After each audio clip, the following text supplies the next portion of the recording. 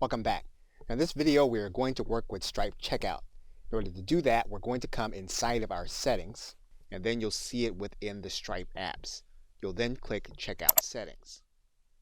Once you click Checkout Settings, if you have not enabled Checkout, what you'll need to do is to click this button that says Enable Checkout. And what you'll do first is you'll put your domain in where you're going to be using Stripe Checkout. Once you do that, you'll then click Save. Now, in order to use Checkout, the website that you are going to be using will need to be secured with an SSL license. Now, if you're currently using a virtual server, you can add in an SSL certificate to your site. In order to do that, you're going to go into your server control panel and you're going to type in Manage Auto SSL.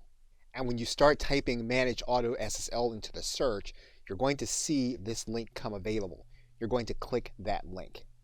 Now, it's possible that your host will give you a choice between a number of Auto SSL providers. What you're going to do is you're going to select that choice. You can then click this Create a New Registration with the provider. What you're then going to do is you're going to click Manage Users in this tab. You're then going to choose the domain that you're going to enable. You'll click Enable. And then once you've done that, you'll then click Enable Auto SSL. Then you'll select by checking the box. And then you'll head to the very top of the screen. Once you have your site selected, you'll then click Enable Auto SSL. Once you've done that, you can then click Check.